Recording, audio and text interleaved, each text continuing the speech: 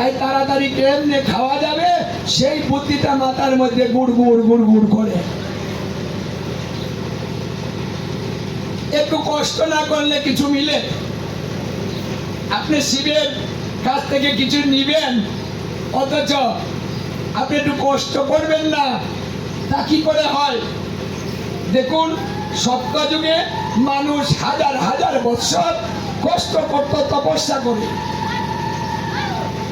হাজার হাজার বছর। আমাদের সেটা লাগে না, আমরা ওটা করতে পারিও না, সময় নেই, আয়ু নেই, কিচ্ছু নেই। তাহলে আমাদের স্বল্প সময়ের মধ্যে কি করে আমরা অতীব লাভবান হতে পারি সেটা আমরা চিন্তা করি। আর এই চিন্তাটা কিন্তু আমার অনাদিরাদি গোবিন্দ সর্বপ্রথম আমাদের জন্য নিজেই করে দিয়েছে, যে তোমরা তো চিন্তা করবে, ওর চিন্তাটা আমি করে দিয়েছি, তোমাদের চিন্তা করতে হবে না। একটা করে ব্রত করবে আর 5000 বৎসরের তপস্যার ফল তোমরা লাভ করতে পারবে। দেখুন তো, সত্যযুগের মানুষ 5000 বৎসর তপস্যা করে যা পেত, মানে 5000 বৎসর তপস্যা করে যা পেত, আমরা একটা ব্রত পালন করিলে তা পেতে পারি, যদি পূর্ণ ব্রত হয়। মানে একটু বিচার করুন না আপনারাই, এতটা সুযোগ যদি আমরা পেয়ে থাকি, তাহলে একটা ব্রত কি সঠিকভাবে করতে পারি না? সুযোগ তো দেওয়া হয়েছে, আপনি না খেয়ে মারা যাবেন, ওটা কি ভগবান জানে না? এমন কোন ব্রত তিনি সৃষ্টি করে দিয়েছেন যে ব্রতটা পালন করলে আপনি না খেয়ে মারা যাবেন? কোন ব্রতটা আমাদের শাস্ত্রে আছে যেটা না খেয়ে থাকলে মারা যায় মানুষ? এমন কোন ব্রত কঠিন নিয়ম আছে? নেই। সহজ করে দেওয়া হলো, ব্রতটাকে 3টা নিয়ম করে দেওয়া হলো। যে কোনো ব্রতের নিয়ম 3টা। 3টা ব্রতের নিয়ম কি কি? একটা হলো অনাহার, জলগ্রহণ ব্যতীত। পূর্বদিন রাত্রের 12টার পূর্বে আহার করিবেন, পরদিন সারাদিন সারা রাত্র জল ব্যতীত একেবারে পালন করিবেন। এটাই হলো উত্তম ব্রত। যারা পারবেন উত্তমটা করবেন, যারা পারবেন না উত্তমটা করবেন না। তাহলে কোনটা করবেন? যদি অপারগ হয়, করিতে না পারে, অসমর্থ ব্যক্তি, সেই তাদের জন্য নিয়ম হলো সারাদিন অনাহারে থেকে সন্ধ্যার পরে জল ফল গ্রহণ করার বিধান। সারাদিন, রাত্রে আপনি নিতে পারেন সন্ধ্যার পর। এটা হলো মধ্যম ব্রত। আচ্ছা, যদি এই মধ্যমটাও করিতে না পারেন তাহলে কি হবে? বলছে আরেকটা সুযোগ দেওয়া হবে। সেই সুযোগটা কি? বলছে যারা পারিবে না তাহলে দিনের 12টা পর্যন্ত অর্ধদিন, এই অর্ধদিন উপবাস থেকে 12টার পরে অনুকল্প গ্রহণ করা যাবে। মানে অনুকল্প, এখানে কিন্তু মানে অনেকগুলার কথা বলা হয়নি। আমাদের তো হুঁশ থাকে না, ব্রতের দিনও হুঁশ থাকে না।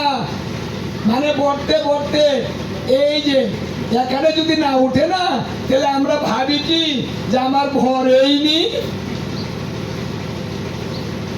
না গো। একটু যদি খালি থাকে ভালো লাগে না, আর একটু দিলে ভালোই হয়। হ্যাঁ, অথচ নিয়মটা করে দেওয়া হয়েছে অনুকল্প। আপনার পেটটাকে 4টা ভাগ করতে হবে। 4টা ভাগ করে 3টা ভাগ খালি রাখতে হবে, একটা ভাগ ভরতে হবে। আচ্ছা, আমরা যারা প্রতিদিন আহার করি আমাদের একটা মোটামুটি হিসাব হয়েছে না, আন্দাজ হয়েছে না আমরা কতটুকু আহার করতে পারি? কেউ যদি আহারটা বেড়ে দেয় আমরা বলতে পারি না, এই দিও না দিও না, না না না না আমি আর নিতে পারবো না।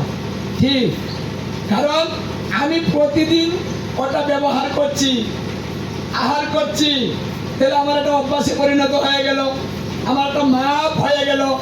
তাহলে আপনার সেই মাপে আপনি কি 4টা ভাগ করতে পারবেন না?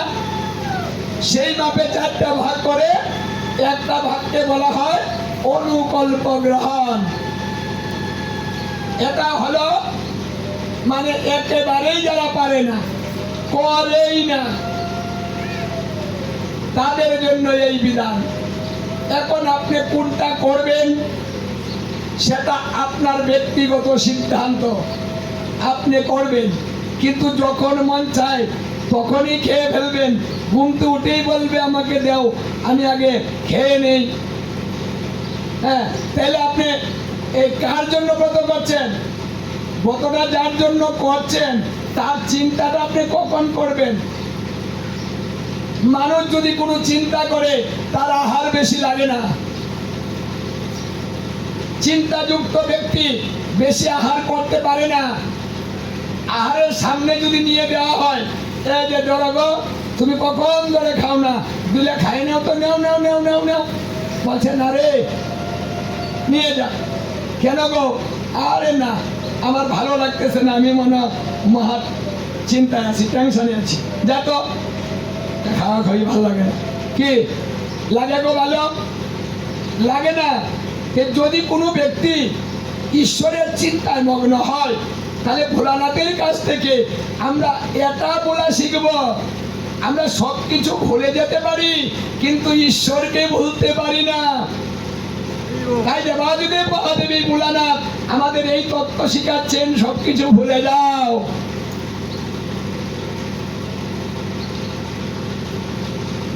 এক চিন্তায় মগ্ন হও।